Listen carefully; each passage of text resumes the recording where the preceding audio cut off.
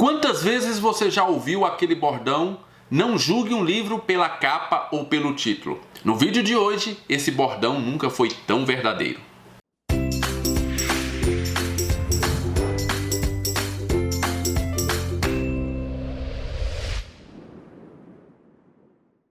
Olá pessoal, sejam muito bem-vindos ao canal Livros e Teologia. Meu nome é Rafael Pablo e hoje então vai sair a resenha de um livro que durante muito tempo eu não quis ler por puro preconceito, tanto com a sua capa quanto com o seu título.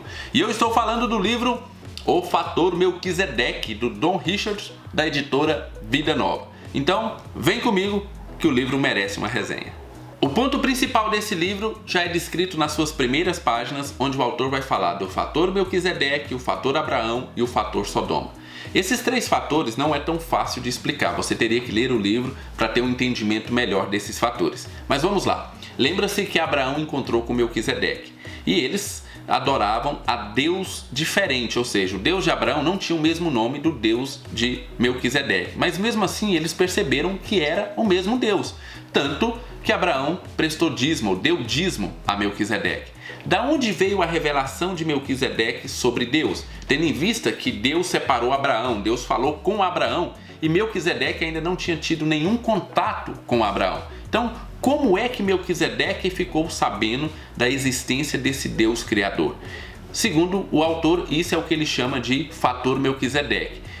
Culturas ou lugares que não tiveram nenhum contato com o cristianismo ou com a palavra de Deus e mesmo assim, quando missionários chegaram nesse lugar, descobriram que lá dentro existia uma ponta de cristianismo, existia uma ponta da palavra de Deus implantada naquele lugar. Esse é o fator Melquisedeque. O fator Abraão é a revelação especial, é quando Deus fala diretamente com o homem, nesse caso no Novo Testamento, através da palavra, através da Bíblia. E o fator Sodoma seria uma imitação do fator Melquisedeque, mas você tem que tomar cuidado porque, apesar de parecer Melquisedeque, é na verdade Sodoma. Lá na história, quando Abraão deixa Melquisedeque e continua viajando, ele se encontra com um rei de Sodoma chamado Bera. E Bera quer fazer a mesma troca que eles fizeram ali com Melquisedeque. E Abraão não aceita. Isso porque Abraão percebe que o Deus de Bera, com certeza, não é o mesmo Deus que Abraão serve. Então, segundo o autor, existem esses três fatores operando no mundo e ele passa o livro inteiro dando exemplos de como esse fator está operando em lugares remotos do mundo. E o livro já começa com uma história muito interessante a respeito de Atenas. Atenas tinha feito aliança com outro povo, mas na última hora tinha deixado esse povo à mercê dos seus inimigos. Isso fez com que Atenas sofresse uma praga. E, segundo eles fizeram sacrifícios para todos os deuses de Atenas, mesmo assim a praga não ia embora. E aí então eles resolvem chamar Epimênides, que era um sábio da região, um sábio que morava em um outro local. Eles trouxeram para Atenas para que ele ajudasse a acabar com aquela praga, porque afinal de contas eles já tinham feito sacrifícios a todos os deuses e olha que Atenas tinha muitos deuses e mesmo assim a praga não ia embora. Epimênides então faz todo um ritual ali muito interessante que eu não vou te contar, você vai ter que ler o livro, mas acontece que Epimênides descobre que existia ainda um Deus que eles não tinham feito sacrifícios, justamente o nosso Deus criador, o Deus verdadeiro. E aí Atenas passa a adorar esse Deus também. Ele não rejeita os outros deuses, mas passa também a adorar o Deus criador. Mas eles não sabem o nome desse Deus, só sabem que esse Deus é um Deus diferente de todos os outros que eles já tinham. E olha só que coisa interessante, é justamente essa situação que mais tarde Paulo vai verificar. Lembra quando Paulo chega em Atenas e descobre que existe ali um altar ao Deus desconhecido?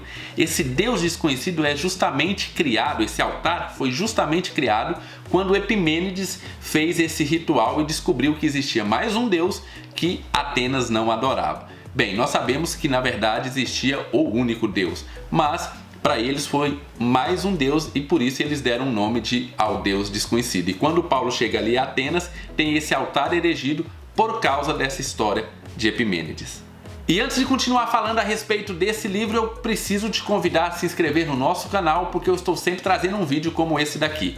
Se você gosta de literatura cristã ou literatura secular lida através de uma cosmovisão cristã, esse canal foi feito para você. Então, inscreva-se lá embaixo, acione o sininho, já deixe o seu like e compartilhe esse vídeo, porque agora o YouTube não está entregando todos os vídeos para todos os inscritos. O que ele está fazendo?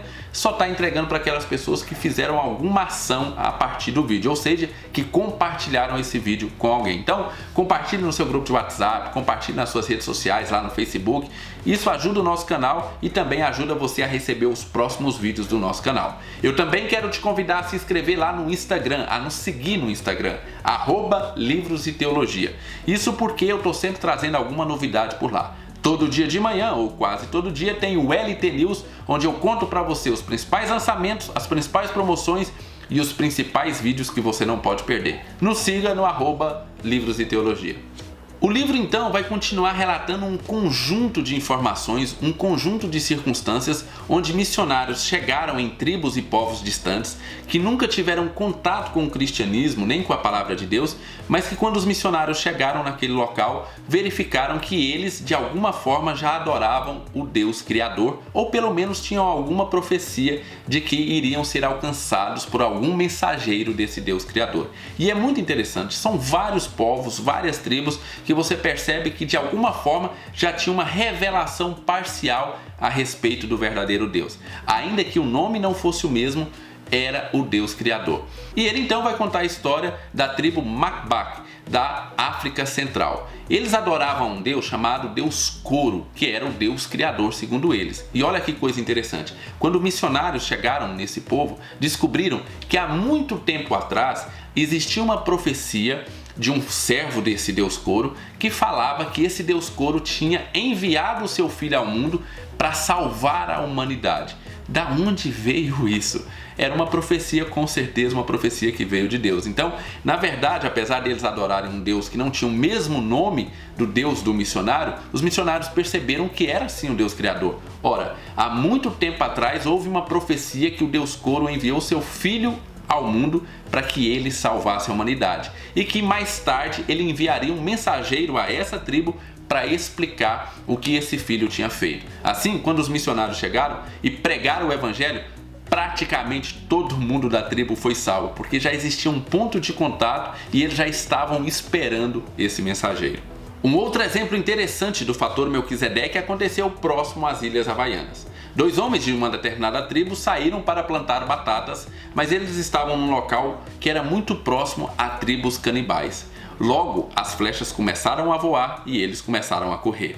Acontece que um deles, infelizmente, acabou sendo alvejado por essas flechas e morreu a poucos metros de um determinado muro. O outro conseguiu ultrapassar esse muro, e assim que ele ultrapassou esse muro, a tribo canibal parou e não ultrapassou. Eles poderiam ultrapassar esse muro e matar também um outro que estava do lado de lá. E aí vem a curiosidade, por que eles não fizeram isso? Por que eles não continuaram correndo e continuaram a perseguir a pessoa que tinha ultrapassado o muro? Segundo o Don Richardson, é porque existia uma crença naquele local que aquele muro era o limite de uma cidade segura ou de um local seguro. Quem ultrapassasse aquele muro não poderia ser morto. E aí é impossível não fazer a ligação com as cidades refúgios de número 35. Então você percebe que existia ali uma semente daquilo que já existia lá na Bíblia em Números 35 das cidades refúgios. As cidades refúgios funcionavam da seguinte forma: se alguém matasse outra pessoa de modo acidental, ela podia correr para uma dessas cidades refúgios, e enquanto ela estivesse ali dentro da cidade refúgio, ninguém poderia vingar, ninguém poderia entrar ali dentro e matar aquela pessoa. Da mesma forma, essa pessoa foi salva pelo muro seguro. Então, Don Richardson vai contar vários outros exemplos onde estava presente esse fator Melquisedeque, como por exemplo de uma tribo que gostava de cortar a cabeça dos seus inimigos e fazer colar ou colocar em estacas. Uma vez, o chefe dessa tribo, ou o pajé, o feiticeiro, sei lá, dessa tribo, recebeu uma revelação de um Deus Criador que não suportava esse tipo de prática. E a tribo inteira parou de fazer isso simplesmente por causa dessa revelação de um Deus que não gostava desse tipo de prática. Então, vários outros exemplos você vai encontrar aqui dentro de tribos e povos que nunca tiveram contato com o cristianismo, nunca tiveram contato com a palavra de Deus, mas que já existia ali um resquício, ou pelo menos um início de evangelho. E é interessante que várias dessas tribos existia a profecia de que um dia chegaria um homem com um livro, e esse homem deveria ser ouvido. Esse homem iria falar do verdadeiro Deus. Várias tribos tiveram essa mesma previsão, tiveram essa mesma profecia. Olha, um dia vai chegar aqui um homem com um livro, e esse livro vai explicar a verdade sobre o Deus Criador. É muito interessante você ver que Deus faz esse tipo de coisa no meio de povos tão distantes que nunca ouviram falar do Evangelho. No final dessa primeira parte, onde o Don Richardson está falando sobre o fator Melquisedeque, ele vai nos dar algumas advertências a respeito desse fator. O primeiro deles é que o fator Melquisedeque não salva, é apenas uma preparação para a pregação do Evangelho. Então, essas tribos que tiveram essas revelações de Deus, não é que elas já estavam salvas, não. Precisava que alguém fosse ali pregar o Evangelho, mas serviu como ponto de contato, serviu como um ponto de começo para a pregação do Evangelho. E aí, ele vai advertir a respeito dos missionários que chegam nessas tribos e não procuram saber sobre a sua cultura, mas colocam tudo na conta do diabo e falam que tudo que essas tribos acreditam é do diabo, não pegam nenhum ponto de contato e acabam tendo dificuldade na evangelização. Ele vai citar vários exemplos de missionários que foram em uma determinada tribo e não conseguiram nem uma conversão. Logo depois, um outro missionário vai naquela mesma tribo e consegue converter praticamente toda a tribo. O que aconteceu? Qual foi a diferença? Normalmente é que um não aproveitou absolutamente nada da tribo, quis fazer tudo do zero, e esse outro missionário conseguiu identificar o fator Melquisedeque dentro daquela tribo e conseguiu evangelizar a partir daí. Então, essa é uma diferença muito grande no campo missionário. Uma outra advertência que ele vai nos dar é o seguinte: olha, existem coisas que parecem fator Melquisedeque, mas na verdade é fator Sodoma. Parece com o evangelho, mas não é. Lembra lá de Abraão? Melquisedeque, ele conseguiu identificar que era o mesmo Deus. Sodoma não. Então, segundo ele, o missionário tem que avaliar em cada caso se realmente aquilo é um fator Melquisedeque ou se é um fator Sodoma. Muito bem, essa é a primeira parte do livro, onde o Don Richardson dá ênfase ao fator Melquisedeque, onde explica o que é e dá diversos, mas eu digo diversos exemplos de povos que tiveram o fator Melquisedeque como ponto de contato para o evangelismo. Na segunda parte do livro, que é um pouco menor e mais no final do livro, nós vamos ter a explicação do fator Abraão. E aí é sensacional como o Don Richardson faz uma teologia bíblica da missão, ou uma teologia bíblica da pregação do evangelho. É muito bom, porque ele vai utilizar aquela frase que em Abraão seriam benditas todas as famílias ou todos os povos da terra, e ele então vai passando ali na Bíblia, durante diversos livros da Bíblia, até chegar em Jesus Cristo, de como essa promessa foi se cumprindo. É muito interessante como ele desenvolveu esse fator Abraão como uma teologia bíblica missionária. Muito interessante essa segunda parte. Você vai ter que ler umas 2 vezes. Eu li 2 vezes para entender um pouco melhor. Tem alguns conceitos que demora um pouquinho você pegar, pelo menos eu demorei. Então eu te aconselho a ler essa segunda parte 2 vezes. Na segunda leitura que eu fiz dessa segunda parte, eu consegui identificar várias coisas que eu tinha perdido na primeira leitura e que eram extremamente interessantes. Então é um livro que vale muito, muito a pena você ler. Mas aí você deve estar se perguntando: Rafael, então quer dizer que esse livro assim é fantástico, sensacional, não tem nada de ruim nele? Não, eu vou falar dos pontos negativos do livro. Bem, durante a minha leitura eu não vi nenhum ponto negativo no conteúdo do livro, mas vamos falar sinceramente, essa capa não ajuda nem um pouco. Esse título muito menos, ainda que eu compreenda que o título faz todo sentido para quem já leu o livro. Se você lê o livro, vai fazer todo sentido. Mas sinceramente, eu ainda não tinha lido esse livro por causa dessa capa e por causa desse nome, o fator Melquisedeque. O nome Melquisedeque já é meio esquisito, né? E quando você vai para o fator Melquisedeque, eu tinha uma ideia totalmente diferente do livro. Então, Vida Nova, dá um jeitinho, arruma uma capa melhor para esse livro e converse um pouco melhor com aquilo que o livro se propõe. É verdade.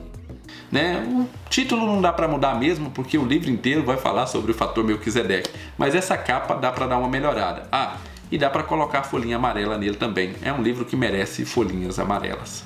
Vamos então para a nota desse livro. O Fator Melquisedeque, de Don Richardson, da editora Vida Nova, vale pelo menos 9 Moshés. Isso mesmo, 9 Moshés, um livro que eu indico que você leia. Se você é envolvido então com missões, você deve ler esse livro. Aí é obrigatório você ler esse livro. Se você não é envolvido diretamente com missões, mas você sabe, você precisa pregar o evangelho a toda criatura, mesmo que você não vá para o campo missionário lá fora, você pregue aí na sua vizinhança, no seu trabalho.